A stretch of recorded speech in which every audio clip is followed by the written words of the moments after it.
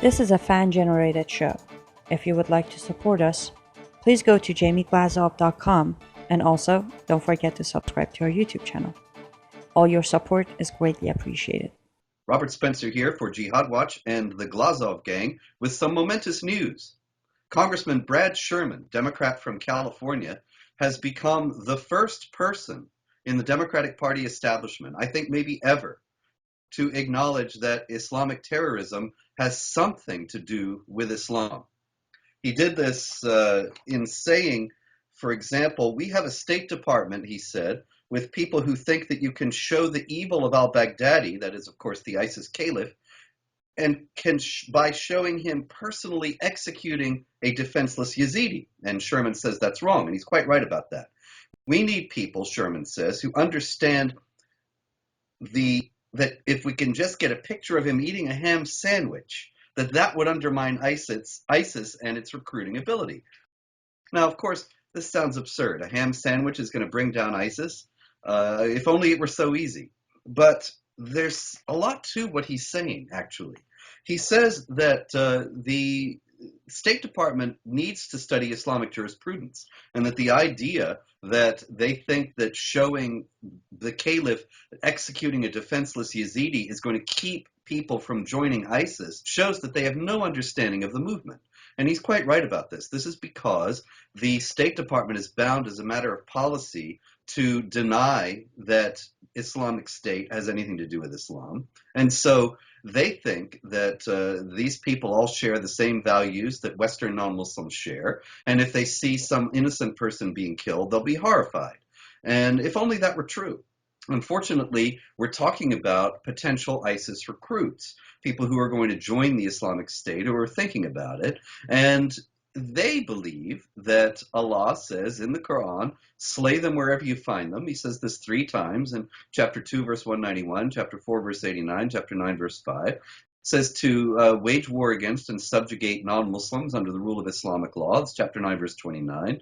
When you meet the unbelievers, strike the necks, chapter 47, verse 4, and so on. All sorts of things like that. Chapter 48, verse 29, Muhammad is the apostle of Allah. Those who follow him are merciful to one another, but harsh or ruthless, some translations have it, to the unbelievers. So they see, if they were to see the caliph executing a defenseless Yazidi, they would think, hey, great. Finally, somebody's doing what the Quran says to do. So that's not only something that does not deter ISIS recruitment, it probably even increases ISIS's ability to recruit. And Sherman is right. Now, Sherman goes on to say, instead, we should show the ISIS caliph eating a ham sandwich. What he's trying to say there is, once again, the first even indirect acknowledgement by any Democrat that I can recall that ISIS has something to do with Islam, and that this problem that we're facing of jihad terrorism has something to do with Islam. And his idea here is that if al-Baghdadi, the caliph, were shown to be a hypocrite, somebody who professes to be the caliph of all the Muslims, the Amir al-Mu'mineen, the leader of the believers, but doesn't even follow Islamic law, particularly regarding the consumption of pork, then he would lose his following. ISIS would have the wind taken out of its sails. Its claim to be the authentic embodiment of Islam would be exploded.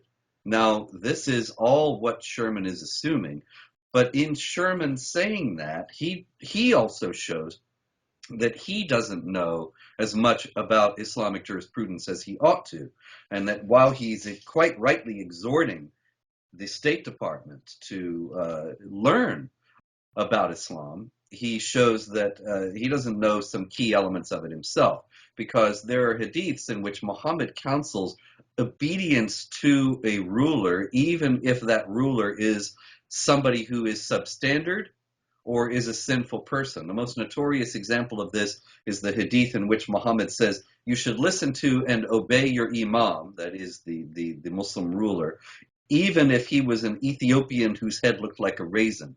Now, this hadith is often adduced to show that Muhammad was a racist, and that's certainly true. He's looking for an extreme example of somebody who would be ordinarily considered to be unsuitable to be the ruler. But the idea is that you obey the ruler no matter what, even if he is this unsuitable individual. And so Muhammad is saying that the obedience is essentially absolute. There's another one in another hadith in which he says, there will be leaders who will not be led by my guidance.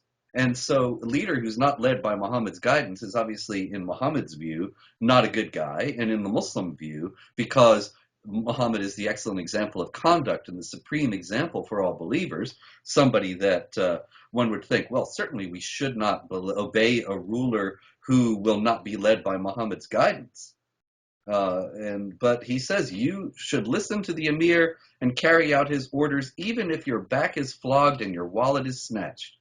So he's saying even if you're unjustly punished, and even if the emir, the ruler, steals your money, you obey him. So even a sinful ruler must be obeyed. Thus, al-Baghdadi's ham sandwich would not really have the effect that Sherman imagines. But Muhammad does say that you should not obey a ruler who orders you to commit a sinful act.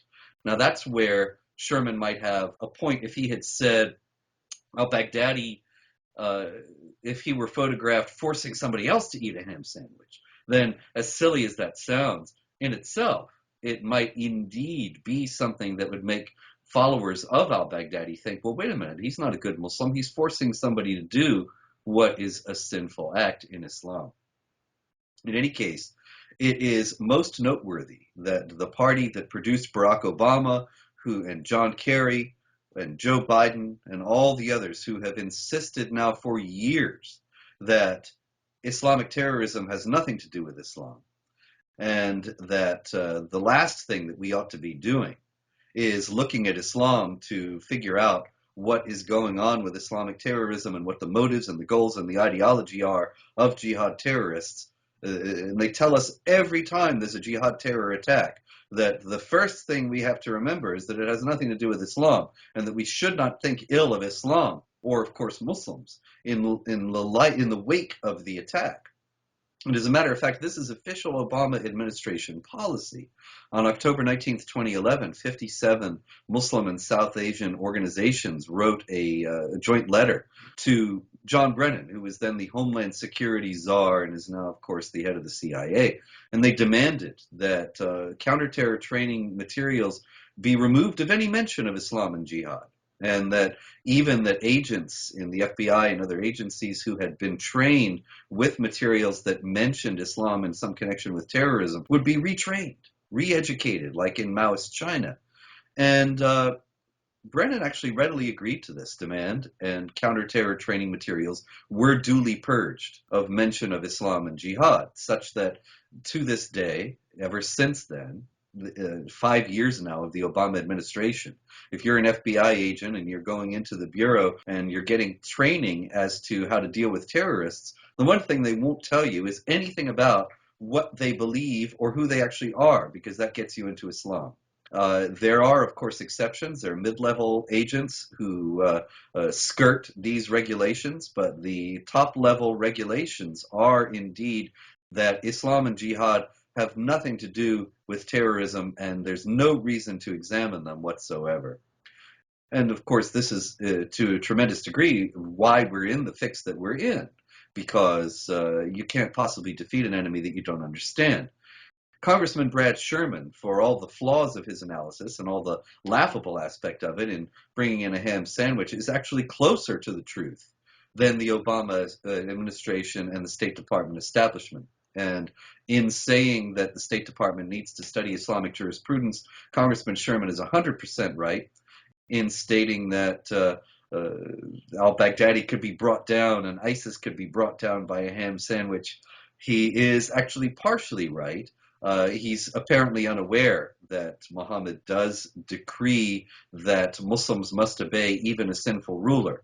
But there is the other provision that even a ruler must be disobeyed if he is calling on others to sin. And that's a very important point because it's the basis for the uprisings, for example, of the Arab Spring in Tunisia, in Libya, in Egypt. It was propagated that Mubarak and Gaddafi and Ben Ali were calling upon Muslims to do things that were un-Islamic or forcing them to do so. And this became one of the major reasons why the popular anger against them grew to such a degree after they had been acting as tyrants for decades without pretty much any serious opposition within their countries. And so these Islamic principles really do shed a tremendous amount of light on the world situation, and particularly, of course,